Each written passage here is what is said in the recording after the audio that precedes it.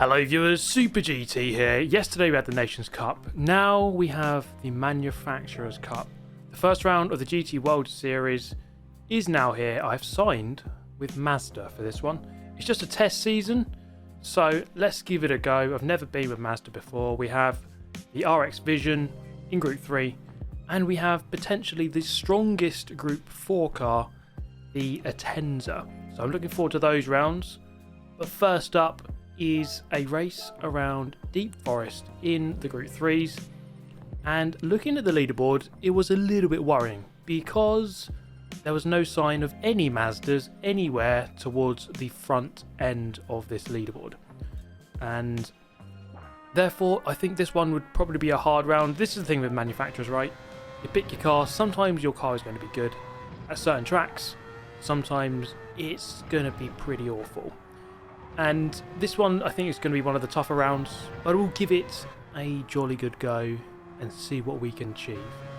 Now, first couple of laps here in practice, we're going okay. Let's see what kind of lap time we can get. We need to get down to sort of 125s, 126s, and we only managed a 27.6. So we are a good couple of seconds off where we really ought to be. We join into the first lobby. And there's some very quick names in here, so it's going to be a tough one as we jump into qualifying for the first time. Let's see what we can do. Let's see where we are in the pecking order. Let's see. Well, there was actually a black screen for about 10 years. Then we got stuck in the pit lane, so everyone started slating the game. RIP GT7. I never thought I'd say this, but I miss GT Sport. But eventually we did get back in, and there was only 3.5 minutes left of this 7-minute session, courtesy of having to wait in the pit lane for about 8 years. But that does seem to be fairly standard at the moment with GT7 Online. The servers are fairly iffy, and so was that first line through the first corner there by the Alfa Romeo driver, going for a nice little trip backwards into Barry R. Absolutely incredible scenes here. Now, through the first sector here at Deep Forest, this car is not too bad. It's actually alright. It's a little bit iffy on the power. Tiny bit sketchy. But it's down these straights here that I really thought that this thing was struggling. Then you have the hairpin. This hairpin is weird. If you don't get a good drive off of this hairpin, you're basically walking down this entire straight. You lose so much time. And at the end of this lap, we set a 1:27.4. Puts us 10th on the grid, 1 second away from the lead, but eventually at the end of the session, that 27.4 was only good enough for 17th out of 19. Really quite shockingly bad, to be honest. But we'll see what we can do. And to be honest, right, okay, this race that you're about to witness is surely going to go down in history as one of the worst performances in, I was going to say in Gran Turismo history, but I reckon just in history of anything that's ever happened. Because here at the end of this first lap, we're flying into the back of this Viper, who then also gets killed by everyone else in an angry mob. So that guy got absolutely killed for no reason. And then a little bit later, managed to catch up with these two who are fighting. I was in 18th out of 19 at this point. So really just going not to plan at all. I thought there might be a chance here to go for an actual overtake on another car. I mean, how crazy is that? And I actually managed to do it, albeit for about 0.2 of a second, as the Corvette came back past me on the exit. So any sort of joy for an overtake was very short-lived, as I went for another attempt here and absolutely ballsed it up, absolutely murdering the Alfa Romeo driver before quitting and ending up back in the lobby, or back in the main menu, should I say. So I thought, you know what, back to the drawing board, let's practice properly here and really get to grips with this car, because I only did like 3 laps practice, which is never a good idea, jumping into a manufacturer's cup with barely any practice, especially when you consider that your car is a little bit off. And did a couple of laps here, and it's all about this hairpin, really. This hairpin is so weird. If you don't get a drive off of it, as I said, you get no speed onto this back straight, onto this main straight. But we managed to do a 27.1, It's a little bit quicker than before. And if I look at the leaderboard here, pretty much everyone on my friends list is like into the 26s. So that's where I need to start getting towards. So we joined the second lobby. And this one appeared to be a lower rated lobby. Perhaps because my rating went down after that rage quit. So I might have stood more of a chance here. Let's see though, because you can never be too sure. Nissan GTR spinning off, and then in sympathy with that guy and with solidarity, I also went off and almost trying a bit of a synchronized spinning here through turn 1. But let's try and get a decent lap on the board. At this point here, standing here in 7th position with a 27.6, but I can definitely do better than that. We did a 27.4 in the first qualifying. Just need to go a couple of tenths quicker to improve upon that. Let's see if we can do it. We go a tenth quicker in the first sector. Let's go through the tunnel, back out the other side, dropping down the hill, chasing down the Nissan GTR, who has the second best time. So that was quite encouraging. I can see this guy in front, second at the moment in this qualifying session, and I'm keeping in touch with him somewhat, at least until I got to this straight, and then I had no power. Through the hairpin, going in nice and early, onto the power as early as possible.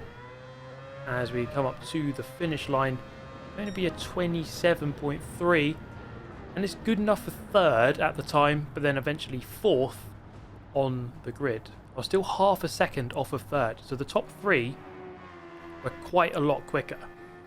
All of them half a second quicker or more. So this race would be quite tricky to try to get anything better than fourth. That would be my main objective, at least get fourth here, bring home the result of qualifying at least. If I can get onto the podium, that would be a bonus. That would be a very, very good race, I think. And let's see if we can do it here. Up against the Subaru there in third. And it's definitely going to be one of those races where I'm looking at the three ahead. In qualifying, it was clear that they were quicker. There's no doubt about that. But if I can just be nice and consistent and pounce on any of their mistakes, there's always a chance that you could get an overtake and perhaps nab one or two of their positions. And that'll be the thing we're going to be trying to look to do here. On the 3/4, let's say, of the first lap here, or about halfway through the first lap, see they're just beginning to edge away slightly. So this one is going to be one of those where I'm sort of just looking at that battle ahead, just hoping that they start fighting a little bit too much. And here, you see the guy in second just went very deep into the hairpin. I went a little bit deep myself, actually. And on the exit, they're side by side, the Subaru and the Nissan. The Nissan actually goes for an overtake into turn 1, gets the position back. And it's that sort of fighting I need them to keep doing to give me some sort of remote, vague chance of potentially getting a position. And as we come through the infield here, let's see if we can catch up. There's the Subaru going all over the bumps. And you can see here the Mazda is actually pretty good in this middle sector. It's really not too bad in terms of the handling. It really just comes down to the power. And I think if there was any fuel saving strategy involved, this car would be doing very well in the race. So I'd say the strength of this Group 3 Mazda would be fuel saving and perhaps handling. Not too bad on handling. But of course there's no fuel saving to be done in this race. It's just a straight dash. It's quite a short race, only 5 laps. So there's not really too much to do in terms of tyre wear, fuel saving. Don't really have to worry about that at all. And we go for a very, very late dive against the Subaru driver. And again, like the previous race, didn't last very long. Up the inside for about a second before getting old switcherooed on the exit. Now we can tuck into the slipstream though. So this is a good thing because we are quite close now. Let's see if this slipstream is going to give us any sort of chance here into the first corner. At the beginning of lap number 3, crossing the line, 27.9, fastest lap of the race so far. On the brakes quite late. Oh my goodness, he's gone flying up the inside of the Nissan. Gone very deep. We're going to be side by side now on the exit of turn 1 up the hill. It's a drag race between Subaru and Mazda. And on this occasion, the Subaru is going to win out. So despite going deep, he's able to square off the corner, get a good drive off the turn, and just about keep third place. It's a good little battle here. We're swapping positions every now and then. And I'm doing my best to try to nab one of their positions and stay ahead. But it's not quite working out at the moment. I'm going to need this guy to make one more mistake. Or potentially, or hopefully, more than one mistake. Or at least if it's just a massive mistake, then just one will do. Depends how big the mistake is, really, doesn't it? Into the hairpin, lap number 3. Going to go for a massive lunge here. No, not quite. Nissan GTR looks like it's fairly awkward through that turn, but the GTR very good on power. And that car can kind of drive off on the 2 long straights here at Deep Forest. You see here again, slipstream is helping me, but it's not quite getting me alongside by the time we get onto the brakes. He's a little bit deep here, but it's not enough for me to be able to nip up the inside on the way out of the turn. I'm going to keep fourth. I kept the pressure on until this time here, this hairpin on the 4th lap, and I just went over the little curbs on the inside of the corner. Just really unsettled the car, and I got a really bad drive off the turn. You see just how important that was. I've lost like a second there just on that one corner alone, or 3/4 of a second. And then on the final hairpin on lap number 5 of 5, getting quite close to the 2 in front. And I think I did a fairly good performance in terms of race pace. I think the 2 cars, you can see in qualifying, they were definitely quicker than me. But to keep within a second of the pair of them, I think it was okay. And we brought home a 4th position, which was not too bad given my woes in that first race. And looking at the leaderboard, not many people in the Mazda got a very high score, so that kind of suggested to me that this car wasn't not the best for this race. And I was 174th in EMEA, so not the highest rated. But now we turn our attention to Scott Speed. This is the beauty of having this second account here.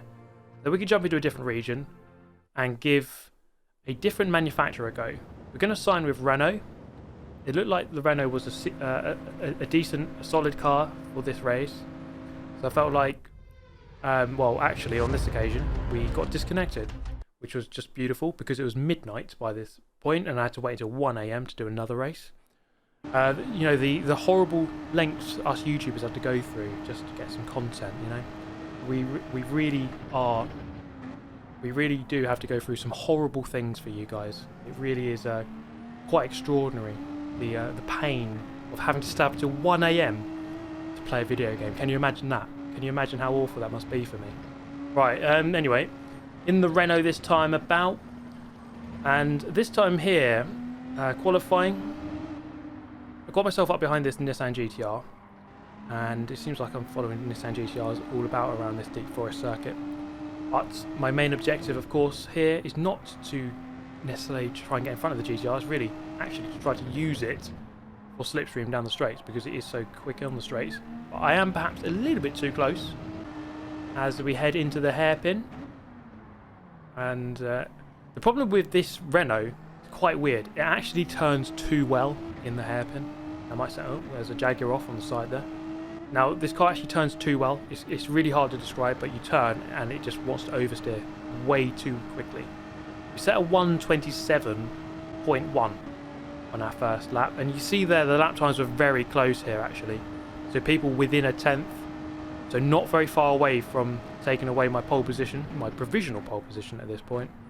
So I knew that this lap had to be a good one because people were getting closer and closer and closer to taking this provisional pole away. So I felt like, okay, this lap needs to be the good one. We might have one more chance after this, but let's try and get this one nailed. I didn't really have a good line through that first sector, although I've still gone purple, so just a slight bit up on the 27.1 I did earlier. And I think a lot of the time I could save is in the hairpin. So if I can get the hairpin right, then we should hopefully be able to improve our time. This GTR goes very wide, and I was getting a little bit of, you know, Vietnam flashbacks here because I felt like, oh my god, I'm going to get blocked by this guy again. But I think this was actually a perfect distance to be behind because I was just about in the slipstream, but he wasn't really affecting my braking or my cornering. So I was getting all the benefits of slipstream, but none of the dirty air downsides. Into the hairpin, we get through there okay. Yes, there was a bit of a squirm mid-turn, but we got over it, and we crossed the line to set to 26.8, improving by 3 tenths, and that turned out to be enough for pole position. And I was very happy with that. That was 6 tenths quicker than I managed in the Mazda in the first race. So Certainly I felt like this car was much better. I felt more comfortable in this car at least, and I think it's better suited to this track. So let's see if we can bring this home. Scott Speed, or Scott Chegg if you like, to give you his proper name. Let's see if we can bring home a result. Lap number 1, this is really all about getting your head down, not worrying too much about who's behind. Let's just try and pull a very fast lap out of the bag, get a big decent margin ahead of the pack, and then we can worry about maybe racing a bit later in the race. But ideally you want it to be as boring as possible. Just pull a massive gap, and then you don't really have to do too much later on. So onto the bridge, onto the back straight here, and the gap actually already up to 1.3, 1.4 seconds. So that was a very good start to the race. But this car is all about the hairpin, and I was struggling in the hairpin, it must be said. And that time around I went way too deep, over rotated, and the gap came down to 0.9. So I lost like half a second in that one corner. And this was a very much a race of sort of two halves, in the sense that on one half of the track I was very strong, and on the other half of the track the car behind was very strong. And when I say two halves, what I really mean is 9/10, because on 9/10 of the track I was really strong, and then on the 1/10, i.e. the hairpin, I was absolutely shocking. And then the car behind was able to gain back all the time I would gain through this sector. So let's go again through the infield. Okay, the gap did come down to below a second, and it is quite worrying when you see that gap come down, but if I can just nail this part of the track, then it's okay. You'll notice this about a lot of racing. It's like, oh, actually I'm really quick on this part of the track, but the guy behind is a lot quicker on that part. So as long as I nail my part of the track, then it's alright. The gap might stay about the same. So that's hopefully what we're going to try and aim for here. Onto the back straight for the second time here, just using all of the curb that we are allowed to use, and the gap up to 1.6 into the hairpin. Let's try not to mess it up this time. We're going to get into the turn quite nicely into second gear, and it's a little bit slow and clunky, but I mean we didn't really over rotate, if anything under rotated that time. Gap back down to 0.9, so everything I gained I lost it on the hairpin, and that seemed to be the case every time, apart from this time. Lap number 4, the gap started at 1.7 and then all of a sudden went up to about 2.2, 2.1. So I think the two guys behind started fighting, and then that was it. I was able to bring home the result, cross the line, and finish in first place. Scott Chegg doing the business over in the United States. What an absolute hero. Look at him, there he is. What an absolute goat that guy is. Let's see the leaderboard then. First in California, third for Renault, 34th in North America. Not too bad at all, I'll take that. Yeah, so this was the first round of manufacturers. It went pretty well in the Americas, and it went pretty badly in the EMEA. But things will hopefully change for the next round with Mazda in the Group 4 car, which should be OP. Hope you enjoyed this video. Get yourself subscribed if you're new to the channel and you enjoyed this video, and I shall catch you next time. Thanks for watching. Goodbye.